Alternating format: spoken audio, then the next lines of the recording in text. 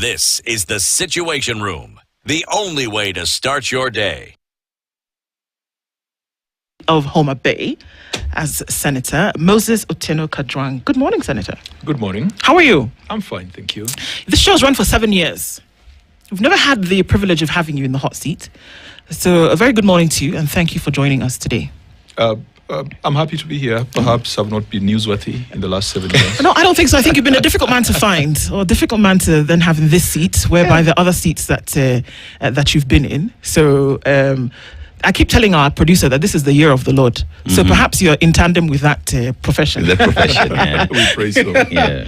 Right, so thank you for coming. One thing that we normally do is that we go around the continent of Africa every week. We land in one country and we come back with their proverbs. Mm-hmm. So then we put you to work and ask you to interpret the proverb, and Dennis will tell you what that's about. Yeah, the proverb comes from Burundi, home to Lake Tanganyika, one of the oldest and deepest lakes in the world. And it is also a landlocked country bordered by Rwanda, DRC, and Tanzania. They have this spectacle where they have these big drums on their heads and they play it. It is their culture, but it is considered a UNESCO World Heritage, something that is revered across the world, because many ask, how do they do it? Because Shingo is a very tiny thing, but continues to hold that up there. But let's go to the proverb. One who does not know where they are going does not know where they are coming from. One who does not know where they're going does not know where they're coming from. How would you interpret it? One who does not know where they're going does not know where they're coming from. Mm-hmm.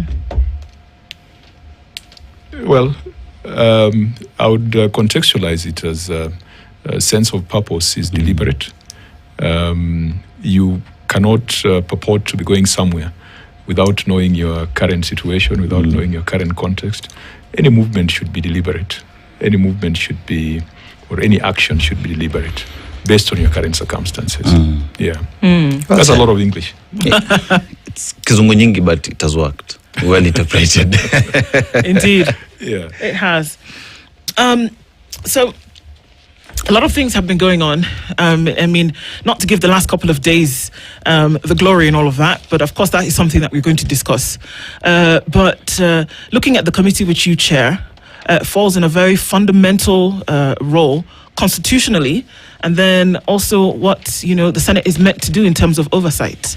And one thing that has been worrisome to a lot of maybe the newsmakers or even Kenyans at large is the holes or the amounts of shillings that seem to not be going unaccounted for, that you've been asking questions about.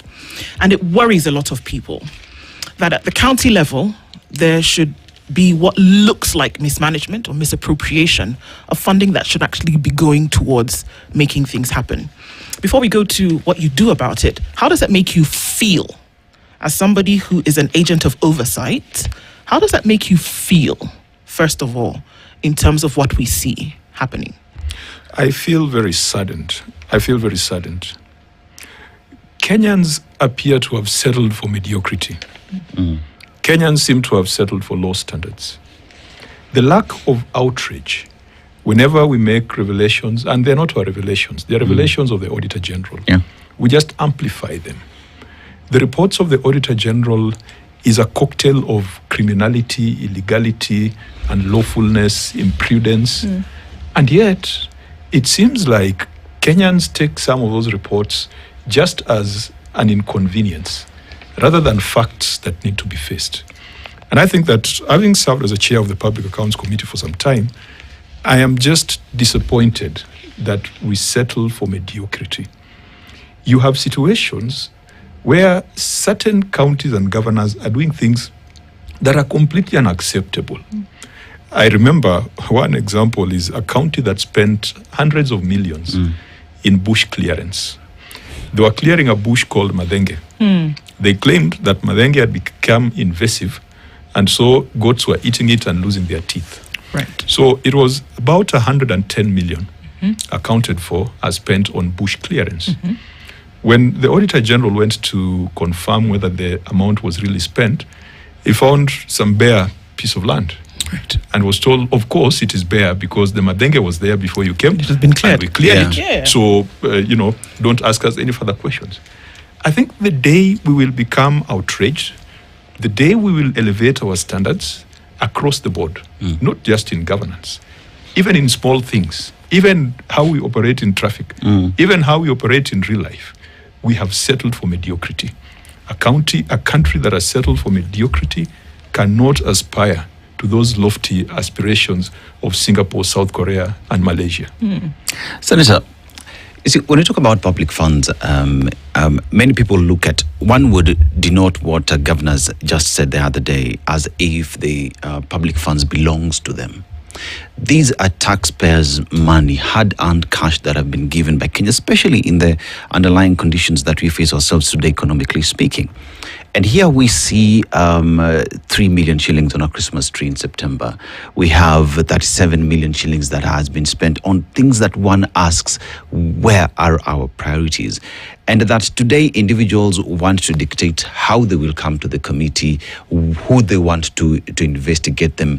And one asks the questions, when does it get lost to an individual that the position they do have is a donated responsibility given to you by a Kenyan to deliver certain deliverables for them? And when we see this happen, Senator, Kenyans say, mtu wetu. Are Kenyans angry enough to say enough is enough? Yeah, that's why a lot of things are not going to change in this country. Lack of outrage, settling for the least, mediocrity. When we make some of these revelations, the persons who've been indicted, they go back to their counties, they mobilize the media, mobilize their supporters, and then they do press conferences condemning the institution that unearthed the irregularities, instead of holding these leaders to account. And sometimes we throw around figures without putting them in context. Yes. You see, 3 million might look like small money to a governor, but 3 million could mean 3 ECD classrooms. 3 million could mean medication for a level 4 hospital for a couple of weeks.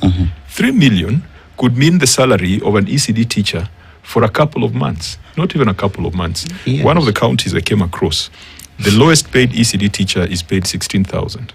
16,000. That's an ECD teacher with a certificate. A driver whose only qualification is a driver's license is paid 24,000. That's a starting salary. Now, urban residents, and I'm sure your listeners, we know that we are so busy hustling that we usually entrust our children to these ECD teachers. Right. So if an ECD teacher is paid 16,000, you can imagine 3 million, how many teachers it could pay. It could pay, yeah. And even if you just decided to give them a salary increment of 4,000 so that they're paid 20,000, how many lives could be impacted? And so we throw around numbers like the 110 million that I've talked about. I mean, it sounds like just another number, but 110 million could mean that's 100 classrooms. Indeed. That's 100 ECD classrooms. Yeah. That's a couple of hospitals. That's medicine. I mean, it can do so much. So, even in terms of change, progressive change in this country, if you're not outraged, and we need to find someone who incites, that element of outrage in Kenyans. That is when we'll make significant changes in this country. The outrage that, for example, yesterday, Senator Kajwang was coming to Harambes with 50,000. And then tomorrow, because he has had a change of office, he's coming to Harambee with 1 million. Yes. And we clap. And he's now the guy.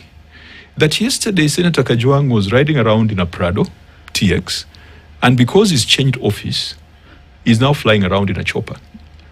And the employees of the county have not been paid. And there's no medicine in hospitals. And contractors have not been paid. If we cannot have a sense of outrage, the things we say in Nairobi will just be, again, Kizungu Mingi. The things that you speak about are the reality. It's not a fairy tale. It's not made up. These are true things that are going on. But I think adding to that outrage is people wonder then what happens to those upon who these indictments are laid. And I'll give a little bit of a story. There's a woman about 3 years ago she had trash in a paper bag. She's a hawker. And she threw this trash in a heap on the side of the road. She was soon arrested by members of the city county, right? The council. And her bail was 20,000 shillings. Now, this is somebody who, give or take, will make a profit of about 400 shillings in a day. And they slapped a 200,000 shilling fine on her. And she spent quite some time in jail. What am I saying here? That it was quick to sentence this woman, right? Very quick. The arm of the law was very fast. But here we see, I watch these proceedings every time you have them, Senator. And I hear you say, we've got to call the EACC. We need to hear the report in terms of what will happen to you. And the numbers are crazy. 3.7 million, 598 million, 110 million, 5 million for somebody having a bash, for crying out loud, right? These are things that we can see, and they have the audacity to put them in the books. They're on documentation that you can read and say, somebody had a party, and it is in official county documentation. So my question is, like the woman who it didn't take 3 minutes to arrest because she threw a piece of garbage on the side of the road, why does it take us so long, or even at all, to say, come on now, you can't spend county funds to the tune of 5 million shillings to throw yourself a bash? I mean, it's crazy. It's absurd that we should even be saying it. It's against the law, right? But it takes us. And I swore here on Monday, I said, if any one of those individuals gets indicted, I'll shave my head. And I have very long hair. You need to make an appointment with your barber. Because... let me say that this time around, you're doing things a bit differently. And I think that's why the leadership of counties are scared. For a long time, we've been dealing with backlog. For a long time, we've been looking at reports that are 2-3 years old. And there was certain directions from the court last year, from the High Court last year, that went back to interpret Article 229 of the Constitution, where audit reports are brought to Parliament. And the High Court said that where they are constitutional timelines, they are mandatory. They are not suggestions. So the Constitution explicitly states that Parliament has 3 months to consider audit reports and debate and take a position. In the past, we have been bringing reports outside the 3-month window. Okay. It's only last year that we brought reports within the 3-month window. I remember we convened a special sitting on 27th of March last year. That was the first time. This is the second time we will bring recommendations within the constitutional timelines. And we expect that if we do everything within constitutional timelines, every other agency will be duty bound to implement our recommendations. In the past, our recommendations have been treated as suggestions. You'll find that EACC or any other entity to whom we have forwarded files would say that, fine, we take note, but we are not bound because they were done outside the 3-month window. So, and as a result, governors have become scared and they're looking for all tactics to ensure that they do not respond within that time frame so that anything that happens outside becomes null and void. In fact, the High Court likened it to presidential election petition. You've got a clearly defined time frame. Any action that happens outside it is null and void. Now, I've given you that background to provide some hope that probably this time round when we make our recommendations, all other entities will be accountable to Parliament. All other entities to whom files have been forwarded will find that they have now a clearly constitutional mandate instructions that stem from a constitutional duty. The EACC sits in my committee. Every day. I've got an officer of the EACC. And the conversation we have had with EACC is, let's be proactive. When the audit report is out there and it is laid bare in the glare of the public that there was misuse of public funds, you don't need someone to come and complain. Take the matter suo moto and start investigations and summon people for them to record statements. And I hope that they're going to start doing that. But the other thing that we failed to do, which we must do, we must prescribe timelines for investigation. We have been given 3 months to consider these reports. The Auditor General has been given 6 months to do the audit. Parliament, 3 months to consider the report. The investigating agencies do not have timelines. So today, you might find that cases of Kidero are still in court 7 years later. Today, you might find that cases of a governor who served the first term are still in court. It is unacceptable. Investigations cannot be, unlimited. It cannot be undefined. And prosecution also must be done within certain timelines. And even the review of matters in court must be done within certain timelines, because by the time the prosecutor takes a matter to court, all the evidence has been gathered. But doesn't that go back to Parliament? Doesn't it go back to Parliament to then say, come on, guys, we're dealing with something that allows investigative bodies, for example, to be in limbo in perpetuity, that you can decide when you will bring in investigations and then decide to prosecute, because then it brings in all the arms, the EACC, the ODPP, whoever needs to come into play to have this done. But if it is not, like you say, regulated in terms of time, and the body that is responsible for that is Parliament, who bells the cat to say, okay, guys, everybody else has a timeline, Auditor General, Senate committees have a timeline, but the guys who could actually put the nail in the coffin have no timeline. Who's supposed to do that? I think, yes, I own up. It is us to do so. You remember in the BBI conversation, there was some proposals that we should limit timelines for conclusion of corruption cases. I think the proposal was something like 6 months. Yeah, because why should it take that long? The auditor has done the audit. Parliament has made recommendations. EACC has done the investigation. And they have confirmed that there is a case here. The ODPP goes to court. Why should it take more than 6 months? Senator, even as we look at all the other bodies that then would come in to ensure that from the Auditor General's report all the way to the investigative agencies, and that justice is finally dispensed, one then asks the question, in terms of AG has done their job, Auditor General has done their job, you have gone through the reports, you have indicted individuals, EACC has picked the matter, investigations have been done, ODPP picks it up. What is the relationship between all these agencies in terms of working together to ensure that justice is dispensed? Is someone sleeping on the job at the tail end? It is a conveyor. It is a conveyor. Not one entity or institution is able to do things from A to Z. And I think that's the aspect of separation of powers. The executive will implement, the auditor will review, Parliament will oversight, and then the judiciary will look at evidence presented before it. And I think that it would be important for us to have a multi-agency approach to some of this. It's a conversation we have had in the past. Sometimes I think I've called the ODPP before my committee previously, the EACC, and the Auditor General. And we agree that we might need to set up a multi-agency team or multi-agency approach to ensure that we tighten the loopholes. But those loopholes, as you have stated, and I completely agree, it is upon us to go back to regulations, to go back to legislation, and put in place, certain timelines or certain timeframes.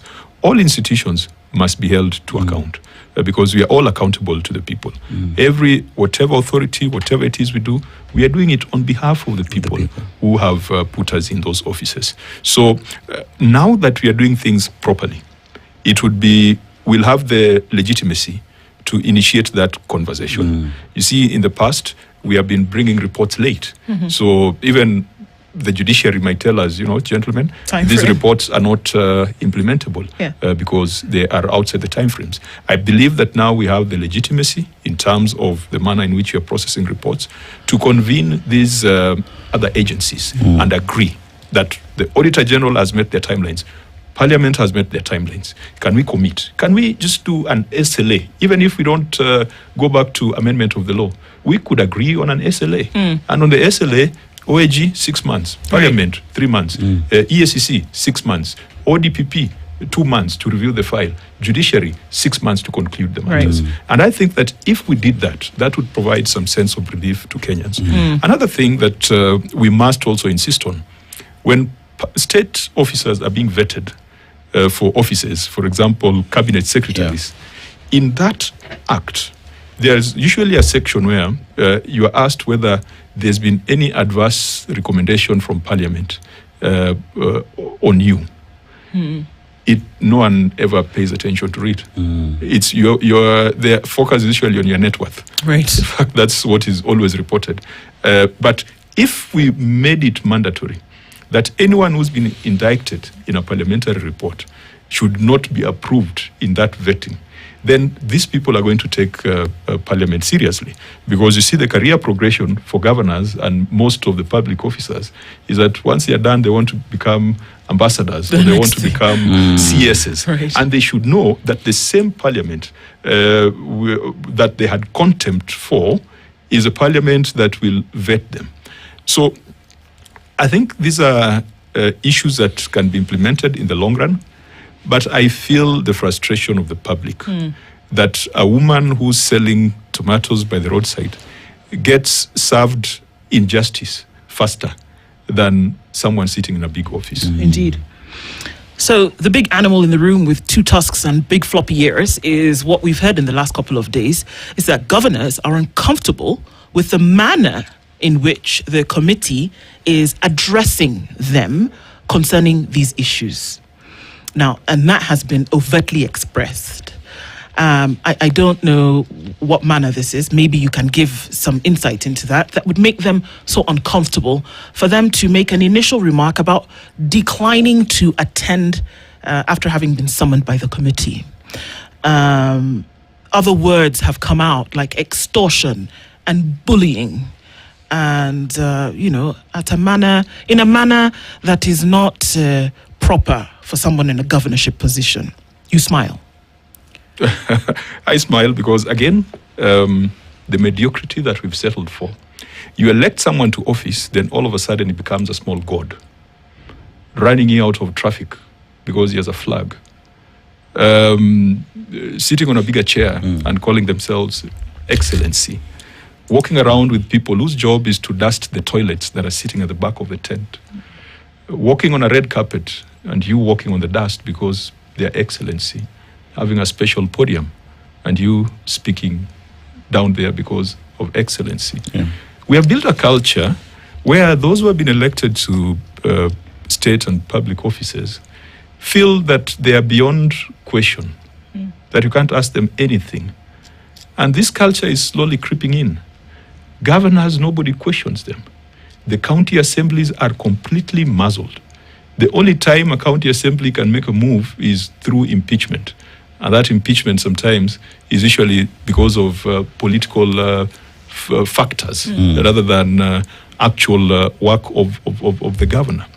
And so they are amazed that there are some young people here at the Senate who tell them to take off the coat of excellency, leave it at the door, walk in as someone who's been entrusted with public resources, and tell us how you utilized that money. Yeah. So they are looking for a user-friendly committee.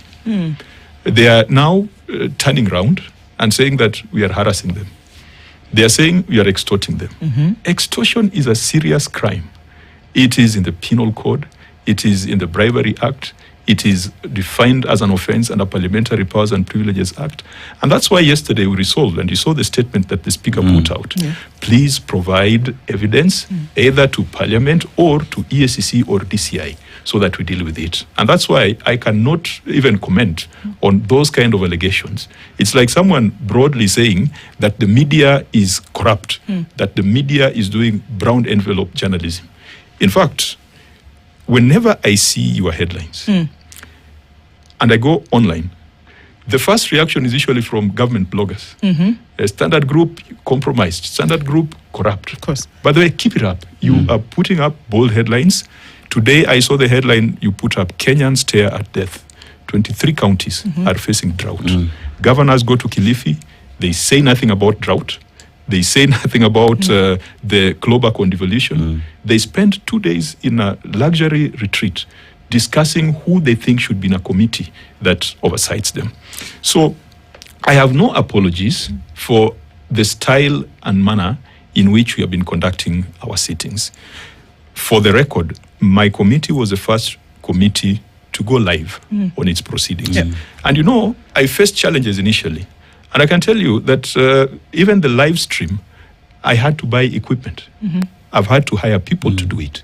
Because if I was to rely on Parliament, it was never going to happen. many committee meetings. You tell me, the Public Accounts Committee of the National Assembly. It's on camera. Do you ever see what they ask national government officials? And yet they remain with probably 90% of the budget. Right. So these things, we decided to make it open. We decided to make it public. In fact, some governors usually walk in and try to buy off the media so that they can exit. But they'll always be, and I want to thank the media in Parliament, that they have always stood for the truth, and they have always exposed some of the things, the bad things that are happening. And I think you have seen in the last 1 or 2 weeks, you saw the kind of messes that were happening in counties. And I believe that the guilty being afraid, it is now a case of the thief turning back at the pursuer and saying that he is a thief. Coming after you. Yeah. Senator, to just make things clear, with over 560 Auditor General reports, these are reports generated by Auditor General where she went to the counties, looked at their books, and given further communication to them to clear any irregularities that do exist. By the time she's drafting a report, there has been communication between her office and the counties. By the time this information gets to your desk, governors had an opportunity to clear everything before it gets to you, right? Their failure to do that then asks the question, why? Why are they now complaining of being harassed, of being asked difficult questions, if in the first instance, when the Auditor General was in their own counties going through their books, they chose to be silent? Why? And you've seen some of the conversations I've had with governors have really not been, just bullying. Yeah. They've been recommending solutions to them. I remember a time when we had a conversation with Governor Susan Kihika. At that time, the county didn't have an audit committee. It didn't have an internal audit function. It didn't have a county public service board. It didn't have significant institutions that we require for proper functioning of a county. And so when governors come before us with documents at the last minute, it tells you that there are structures and institutions in their counties that are not functioning. And I've started insisting that when a governor is coming before me, they should come along with the chair of the audit committee. Right. They should come along with the internal auditor. They should come along with the chair of their county public service board, because the human resource is one of the biggest cost centers in most of our counties. They should come along with their county attorney. They should come along with their director of accounting services, and they should come along with their head of HR as well as head of procurement. These are regulated professions. Some of these are regulated professions. If you're a county attorney, you're a member of the LSK, it's regulated. You have a professional responsibility. Same for HR, same for supply chain managers. So we've been trying to encourage them to build capacity to ensure that during audit, the process is done as required by international standards or the generally accepted standards for government accounts. But you still find governors who treat professionals in their counties, again, as irritants. They look at professionals as irritants because they believe I am His Excellency the Governor, I know everything. They are a lawyer, they are a procurement director, they are a HR director, they are everything. We must institutionalize good governance in these counties. So when they come to my committee, having huge heaps of files, the position you have taken of late, which again has made them very uncomfortable, is that the audit has already been done. In fact, I keep saying that the X-ray has been done, the CT scan has been done. Our job now is to do a prescription. And that prescription, we are either saying this is a small headache, we give it Brufen, or this is a serious problem that requires brain surgery. surgery. Right. Yeah. So if you look at these, I mean, because obviously you've had snapshots of this, and I mean, you're still, the committee is still sitting to see other counties. But this obviously then gives you a bit of a snapshot into what may or may not be happening. There have been few counties that you've not really taken issue with because more, by and large, the numbers have been able to meet the action. And we've seen that you've said, okay, well, more or less, clean bill of health, you may carry on. Would there be a reason to call out a particular county and make up numbers Because like you said, these reports that you receive, this is information that is coming to you that has gone through this process. Would there be a reason outside of the numbers that you have to call out a particular county and say, why do we see these processes happening in this manner if it hasn't come from the documentation that you've received? Our source of truth is the documentation. Our source of truth is a report of the Auditor General. I'll give you an example. This financial year, we are yet to invite Makueni County. Why? Because they had an unqualified opinion. They prepared their financial statements in a manner that met the requirements of the standard. It does not mean that there are no issues of lawfulness, internal controls and governance. But in terms of their numbers, they're adding up. And we don't have to waste time unless we are calling them to give them their flowers. Right. Which perhaps we should, because people think that our job is just to criticize. But there are other counties where the numbers look so bad, they keep increasing. You see pending bills, moving target, the closing balance and opening balance of pending bills is not adding up, telling you that they manufactured some pending bills at the stroke of midnight when they were closing their financial year. You know, crazy stuff.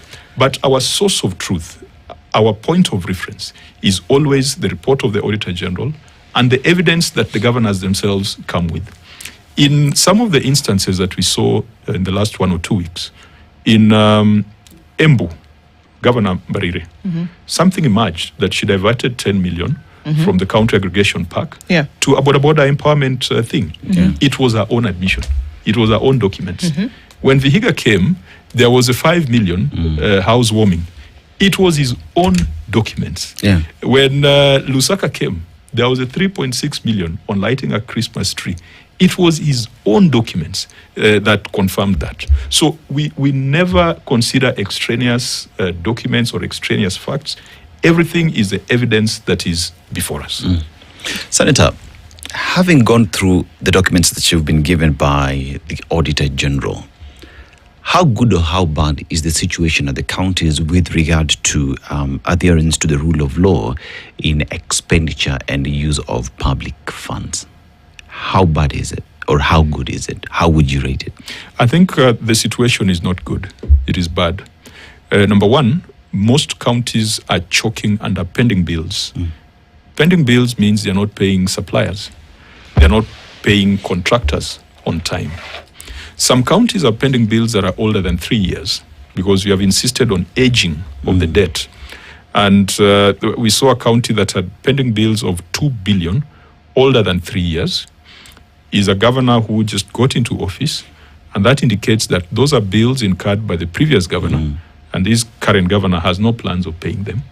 Now, you might find that there's some woman, some young person who took a loan to do a job in the county. And they have to suffer because of the political changes. So pending bills is one huge problem. We recently came up with a resolution of the Senate and gave advice to the control of budget not to authorize new withdrawals unless there is a payment plan for the outstanding pending bills. Counties are not yet complying. The control of budget has also cited some practical challenges, but it is something that we must address. The second biggest fiduciary risk that counties are facing that we see in these audit reports is on the human resource. I mean, you guys are in corporate, and you know that this Standard Media Group is about the people. It's not about the building. Even you can be perched on a tree, but if you have the right people, then things are going to move. We do not treat the human resource as a strategic resource in counties. And some counties also have just too many people. You might find a county that, I think we went to Busia, and the county had so many drivers of ambulances and no ambulance. You come to my county of Homa Bay, 55% of our revenue goes to compensation of employees. And that's against an average of 35, well, the law requires 35, you are at 55, so you are 20% above. So the human resource has not been managed very well. Something again on human resource, counties are basically stealing from their employees because when they pay you your salary, they pay you your net. They deduct your pension contribution, your KRA, your SACCO, your savings, your loans, and everything they deduct, but they don't remit. I saw a county yesterday which had about 1.9 billion in unremitted deductions from staff. They're stealing from the employees. They're also stealing from themselves. Because when they make the requisition to pay salaries from the controller budget, the requisition grows. And the controller releases the gross amount. Then they pay the employee the net amount. Then the 40%, because nowadays deductions are almost 40%, the 40% they deduct, but they do not remit. They redirect it to other purposes. Okay. So you have a situation where county staff, some of them are about to retire, but they do not know whether they're going to get pensions. You have a situation where county staff are being blacklisted in SACCOs because they took a loan, their loan contributions have been deducted, but have not been remitted. We are killing employees, we are killing staff in counties. Those are some of the big bad behaviors. Of course, you can add on the procurement irregularities. That has been a constant in government at all levels. And you can add on perhaps some of the project inflation. We went to Turkana and we found a governor's residence being constructed. 200 million had already been spent, but it was just at foundation level. Okay. You and I, if I gave you 40 million to build a house, you already have the land. Yes. Even if it was in Mudaiga, 40 million, you can put up a house with a swimming pool. Or two. Yes, or two. But some of these counties are spending 200 million. There's a county that came before me, I think Kwale, they had spent 210 million on the governor's residence. And they needed 50 million more, not to complete it, but just to complete one phase. One phase. You ask yourself, surely. And that's why I said at the beginning, it is that lack of outrage that is going to hold this country back. Senator, who authorizes these things? Because all of the things that you've mentioned, whether we're talking about 5 million for a party, 210 million for a home, somebody's signature is somewhere. The money to move from one point to another, and money doesn't move itself, right? Somebody authorizes this. And we know from county operations that you've got CECs in place, you've got people who sit at finance, you've got county secretaries and public service officers who allow this money to move. In most cases, I hope, their signatures are on this documentation as well. Is it drilled down to, okay, so who allowed this to happen and then why? Does that conversation take place? Yes, it's part of a recommendation because the audit trail is there. By the time it is reported as an unconformance, it means that the Auditor General saw the documentation, saw the invoices, saw the payment vouchers, saw the requisitions that had been made. And so because Parliament does not have the capacity to investigate and follow through that audit trail, that's where we usually recommend to investigative agencies, in this case the EACC, go and do the investigation, go and find the specific people who violated the law, and then make a recommendation to the ODPP for action. Okay. So it's usually very traceable. Sometimes the governors come and argue that this expenditure was approved by the county assembly. So, for example, that one of governors' residences. So we can come and put them to task. Then they tell us, but we have an approval from the county assembly, and that approval was subjected to public participation. The people of my county said they want a governor's residence of 210 million, and at the end of the day, there's very little you can do about it. But public participation is also not effective in counties. So we had this county the other day that had come up with a fertilizer subsidy scheme. But their Finance Act had said that they would sell fertilizer to farmers at 2,000 per bag. Then the same county assembly or the same executive decided, no. This is a season of politics. We are not going to sell this fertilizer. We are going to give it for free. So in that session, the members of county assembly were there. I asked them, you passed a law, and this law was signed by the governor, to say that you'll sell fertilizer at 2,000, which is subsidized in any case. 2,000 is a very subsidized rate. But the governor went ahead and gave them for free. And we cannot even find evidence that farmers received the fertilizer. And it was hundreds of millions of shillings. I asked them, county assembly, don't you feel outraged that you passed a law and the governor violated the law, saying that the public wanted free fertilizer? ask yourselves, did you do public participation in your finance bill? Don't you feel like you're being undermined? And, the members of county assembly were like, no, people wanted free fertilizer, so we don't have a problem with the governor giving them free fertilizer. Yet they're the ones who passed the law. The law. So we have certain problems at the county level where even the primary oversight institutions sometimes look at themselves as appendages of the executive. Yeah. Okay, so devolution as a concept and as a practice with the new constitution was essentially one of the things to take development to all parts of the country. 420 billion is the magic number that we're looking at here, right? That money that goes to counties. Maybe asking for more along the line to ensure that this development takes place. With the things that you see at the committee, and because unfortunately it tips the scales that the bad behavior that you talk about that is outraging people far outweighs anything that you would say is good in terms of points. Does this behavior give devolution a kick in the pants over time? Yes, it does. Even though I think what we must invest in is improving, tightening systems and raising our standards.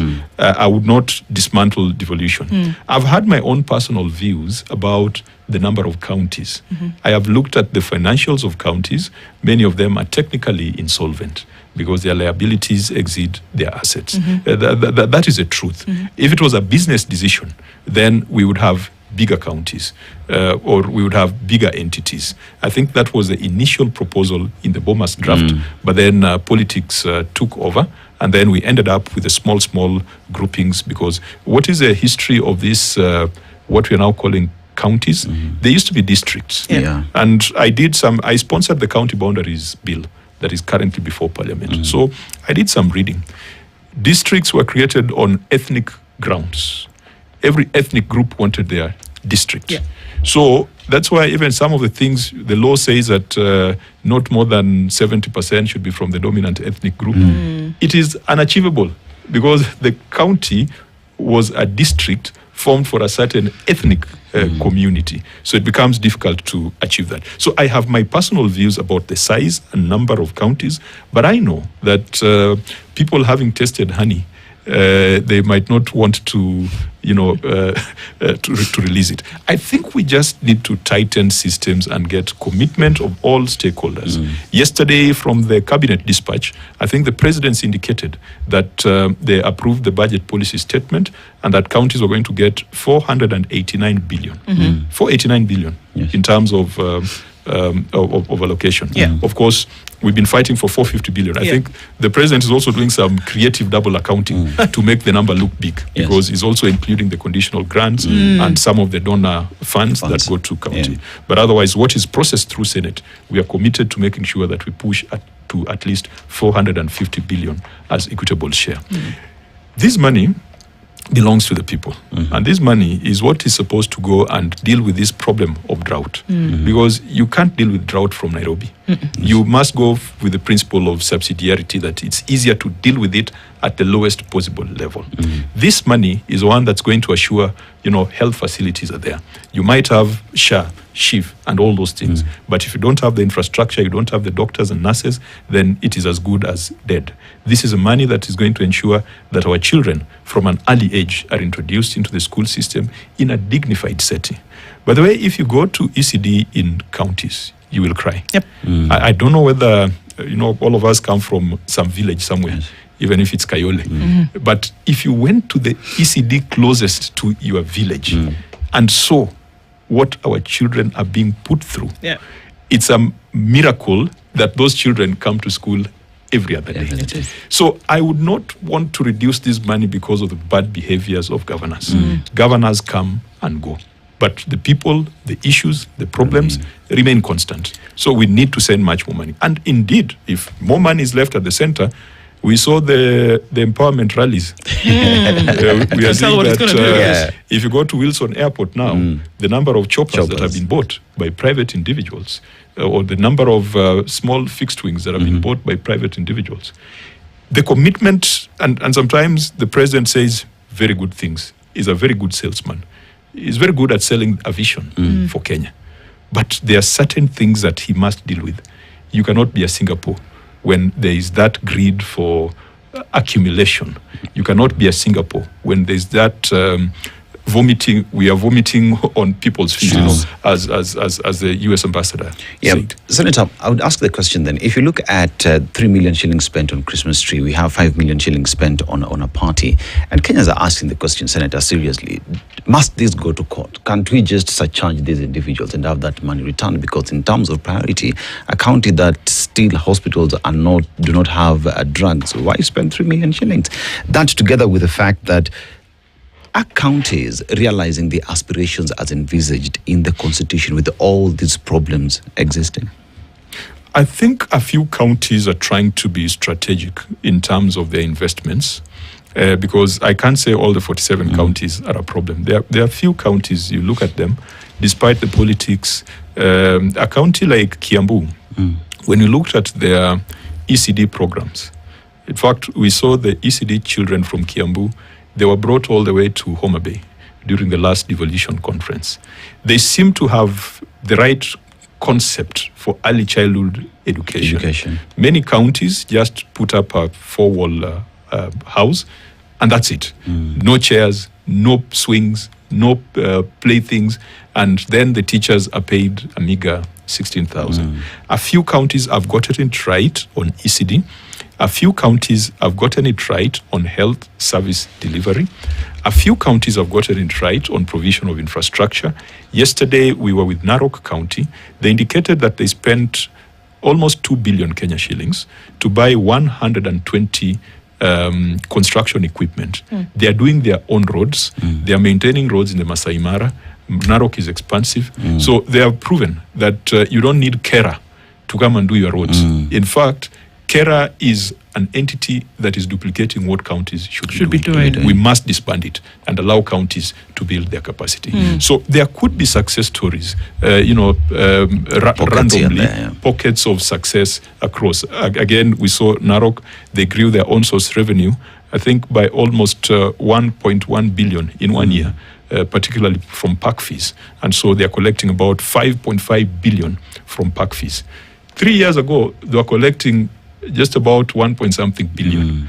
And you ask yourself, is it true that the number of tourists or visits to the Mara has increased 5 times? No, it's just efficiency in collection. So there are few bright spots. And that is why when I listen to governors ganging up as a council of governors and swearing that they will not appear, I do not believe that they are speaking for the majority of their members. The ones who are speaking loudest are the ones who know that they have problems in their financial statements, are the ones who know that they have problems in their politics back at home, and they do not want a situation where they are exposed for who they are. Okay. I mean, even after wrapping up this conversation, because then for us to be able to get some insights into what's going on, we've also seen within the committees that sometimes the politics at a national level play in the committees. That has happened, that whereby there might be senators who are members of the committee who will use the examples of what is happening in a county and extrapolate to what's happening in the rest of the country. You often allow that to happen because it gives an example into how things happen at the county, but also happening at the national level, which should be shunned. Is it an opportunity to speak nationally from a county example? And do you allow that? I think I feel privileged to lead the team that I lead. If you look at my committee, it has very, very strong personalities, people with very strong political convictions. You have the Secretary General of the ODM party, you have a former president of the Law Society of Kenya, you have young, spirited senators like Senator Cherarkei. We have got a mix, a potent mix, which, if not well managed, can easily turn into flames. And I think that the fact that they've entrusted me to lead them, while I might not be as prolific as they are, is a testament to my patience and my ability to manage situations. Of course, the committee has people with very strong partisan views. And really, it's parliamentary nature. If you go to the US, Congress, Senate, their committees are extremely partisan. You have seen. If someone is Democratic and someone is Republican, even the line of questioning, especially in the Trump era, sometimes even you as an African, you watch and you are embarrassed at the manner in which they conduct themselves. But by and large, I could say that I have attempted to mute the national conversation and focus on the county. Of course, depending on the personalities that are appearing before the committee, it is very easy for national issues to creep in. For example, Bungoma spent 600 million to procure insurance for staff, medical insurance for staff. Previously, the insurance was provided by NHIF at a much lower cost. So we're now being told that there's new arrangement that is better than NHIF. SHA, SHIF. And this one is superior. NHIF was trash, and so this is it for Kenyans. So we put the question, if NHIF was that bad, shouldn't you have moved to this new national government scheme and thereby spend less on premiums? Of course, that must then elicit some conversation where a member of my committee would say, I told you guys SHA is not working. I told you guys SHIF is not working. And then there will be another member who will be saying, no, SHA is working, SHIF is working. But if SHA and SHIF was working, why aren't government entities migrating from NHIF to SHA, SHIF? Why are they migrating from NHIF to private schemes? In government, right now, if I want to go for a foreign trip, I am obliged to first seek a seat on Kenya Airways. Even though Kenya Airways is usually the most expensive airline. But we are obliged as members of parliament. For me to fly Emirates, I must get a special permission from the speaker. And that special permission is probably because of medical reasons. Or maybe it's a route that Kenya Airways does not fly. So why should we, in terms of bigger procurement, 600 million Kenya shillings, make it open that we can move from NHIF and just go to the market and buy something and then pay a broker 10% commission? Because out of that 600 million, I think commission on medical is about 15%. So someone has worked. Why wouldn't we transition from NHIF to this new thing? Now, if that conversation came before my committee, it will mutate into a national conversation on the effectiveness of government policies and whether the government is being truthful in some of their pronouncements. And I think it's fair. It's a fair conversation. I would like to see a situation where the 47 counties, imagine if each of the 47 counties was to spend an average of 500 million on medical insurance. Who's going to grow? It will be the private sector. Of course, they have space, they need to compete. But imagine if this taxpayer-funded medical scheme could be configured in such a way that it would provide some superior cover to employees of government. Yes. But it's not happening. It's a conversation that's not there. People are assuming that it's possible, but it then means that perhaps NHIF was superior in one way or the other. Okay. Looking at probably what would be our last question this morning into a final conversation here is that as the things that you see, I mean, on a regular, I hear from you that you will these processes to be better. You want to actually see that they are better, and you're not on a witch hunting exercise here. But at the same time, how does this translate to Kenyan psyche at this point to say, well, this committee is actually holding up a mirror, or it's maybe holding up a magnifying glass, rather. That's a better piece of equipment, to what is happening across the country. Should Kenyans take from this to then be able to make decisions? This is me now taking a county conversation and making it national, about what they should do to institute proper governance by the power of their vote. A magnifying glass is a very apt example, because the Auditor General's report sometimes is 100 pages. And really what we do is to convert it into a citizen's version by magnifying the areas where there are problems. So indeed, that's the right description of my committee. But having magnified it, we expect that Kenyans will look at it and be outraged by the bad behaviors that are happening. And through that outrage, they can make better decisions at the next electoral cycle, or they could activate their obligation, their civic duty to demand for better service. Unfortunately, and I say this without malice, Kenyans are good at complaining, but slow to action. We complain a lot. During the Gen Z protest, for a week or two, there was this concept of citizen arrest, where everyone was careful not to overlap on the roads. Even the ministers were not overlapping. They were not even flying flags in traffic because they knew that they could meet the wrath of the Gen Z. It took just a week or two, perhaps a month.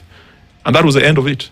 And then what happened? People went back into tribal cocoons. Today, the survival of governors is based on their national political position. If you're a two-termer, you are okay. Charges are dropped. We have examples. And I think the media ran a few years ago. The then governor of Tharaka Nithi, EACC had done a file. EACC had forwarded a file to the ODPP on very clear violation of procurement regulations that was criminal and where there was clear nexus that there was personal benefit. The file disappeared. The ODPP has been given the power to enter null prosecute. He's got that power, even though it's not unfettered. The courts must agree with him. So this the politics of the country. Part of and I must say this, aware that my party is holding a NEC meeting today in Mombasa. Yes. Part of the fury that you're seeing coming from even ODM governors, perhaps is not even directed to the committee. It is directed at specific individuals in the committee that they feel are not speaking the same version of politics that they are speaking. You have Godfrey Osotsi chairing the Public Investment Committee. He was in Busia alongside my colleague, Senator Sifuna. There are people who are looking for ways of getting them out of those committees. And they are willing to scandalize the entire institution so that they can achieve their ends. National politics is interfering with governance. National politics is shielding governors from scrutiny, shielding them from investigation, shielding them from prosecution. If you find a governor who has come out strongly as one term, you might find that there's a file on them. And that is the truth. I am not inventing. You ask yourselves, the governors who are having problems with the EACC today, are they one-term or two-term governors? If you were to look, you'd be able to find the answer. I mean, this one, I think the public is able to see. I don't need to use my magnifying glass to illustrate it. Right. National politics is interfering with governance in counties. And unfortunately, our national politics, we have the right ambitions. We have the right salesmanship. We have the right plans on paper. But if we don't address governance issues, if we don't address corruption, we are not going to get there. We are doing a lot of grand projects, but look at the debt that we are running. Doing a lot of grand projects, but look at the impact on taxpayers. Look at the impact on salaries. We are saying that when you're taking debt, you must think of intergenerational equity. The debt we are taking today will be paid by our children and the children of our children. But is this debt we are taking, are we applying it faithfully to that which we intend to do? Good plans. I support the plans to modernize our airport, the plans to expand our airways, the plan to extend our railways, the plans to do all the lofty things to build houses, to build markets, and to build stadia.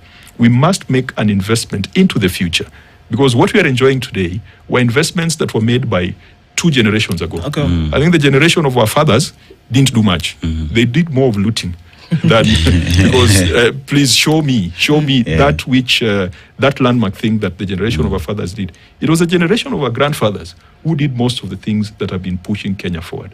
Our generation also has a responsibility to do that for our children and our grandchildren.